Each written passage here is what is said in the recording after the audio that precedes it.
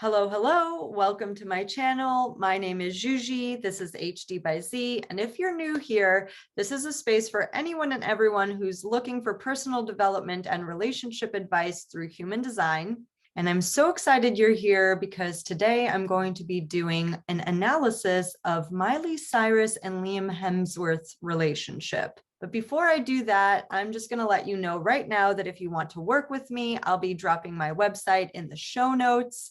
You can also get in touch with me on Instagram at HD by Z. And lastly, if you want to be a part of my female online community, the Beehive, it's a space for learning tools, community, support. We have weekly Zoom calls. We have a chat group going. It's a fabulous place to consistently interact with human design as you go through your own deconditioning process. All right, so Miley and Liam. Now, these two have had a long-standing on again, off again thing, and they finally actually got divorced in 2020. So I wanted to see what was going on with these two. The last 3 videos I made were all about couples who are doing great.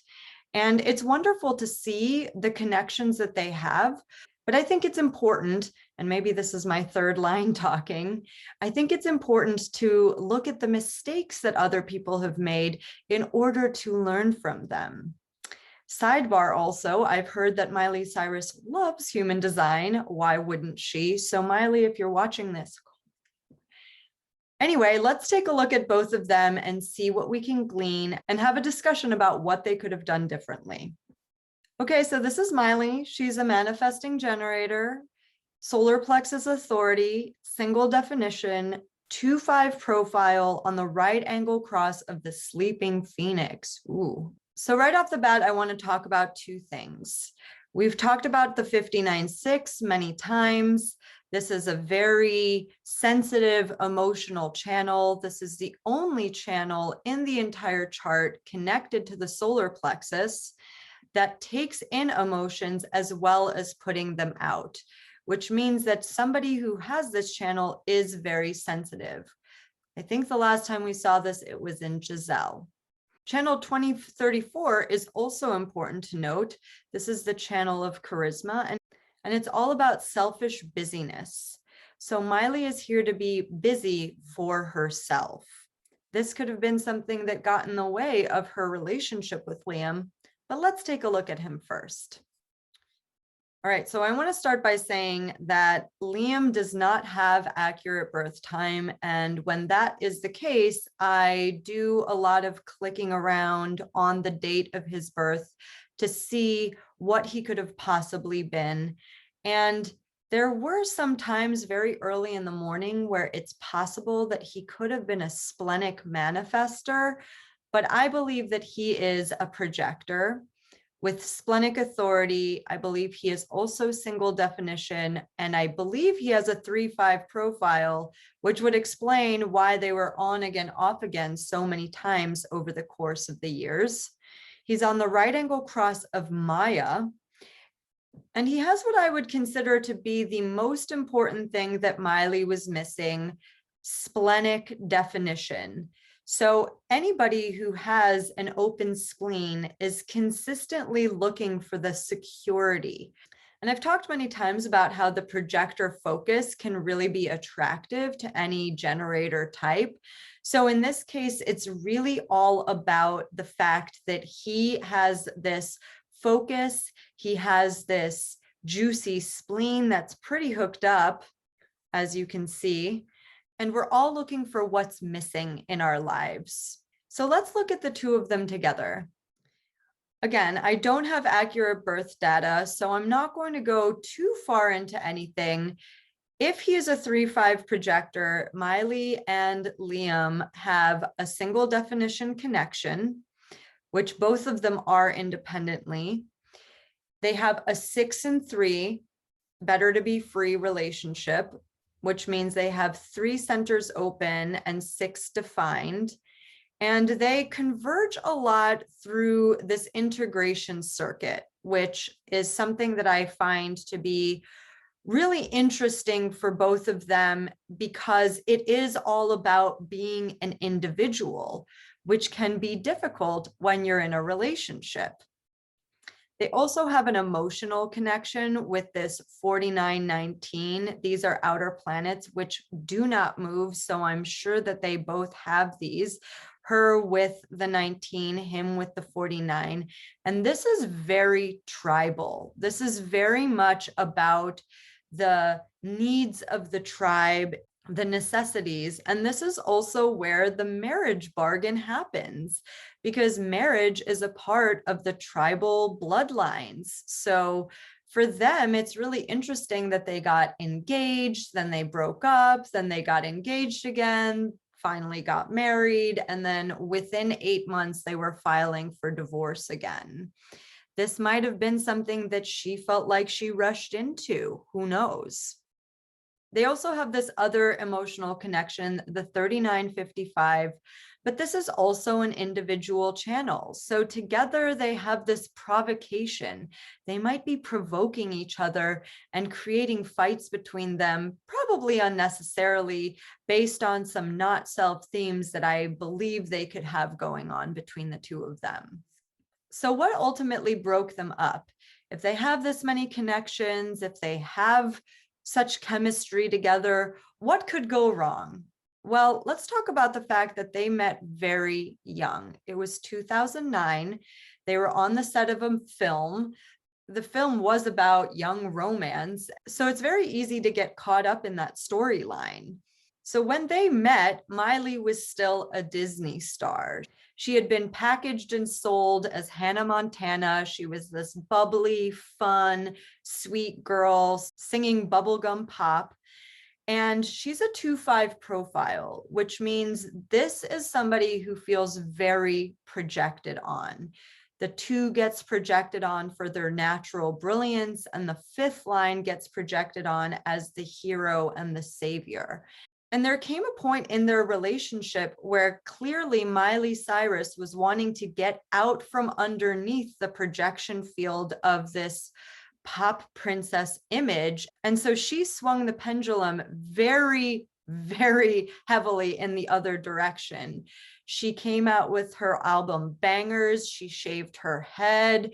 You know, she was twerking on MTV, sticking her tongue out left and right, singing about doing drugs and all of that stuff. And it really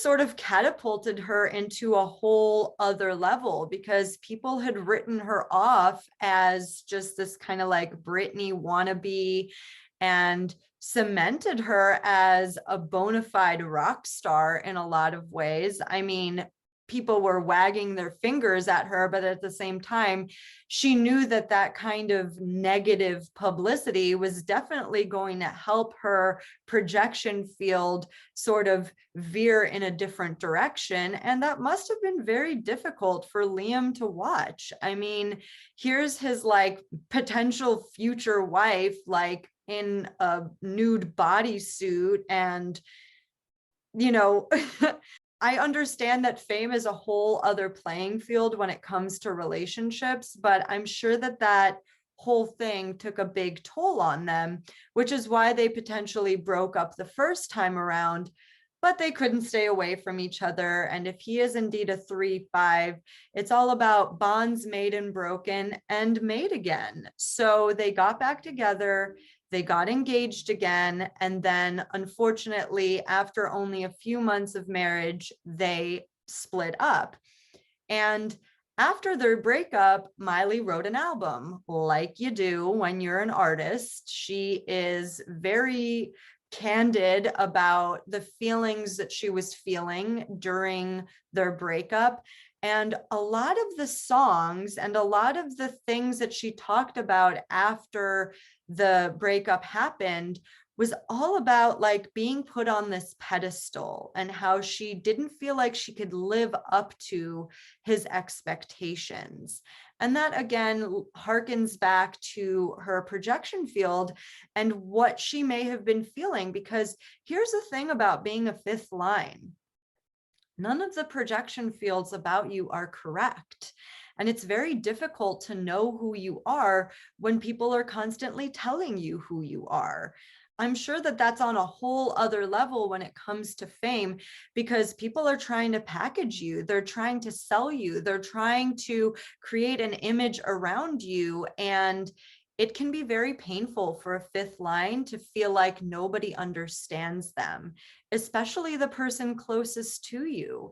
How do you reconcile the fact that this person that you live with, your husband, the love of your life, doesn't know who you are and potentially never will?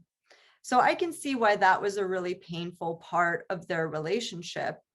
The other thing that feels like it must have been at odds with one another is that both of them are individuals and tribal within both of their charts.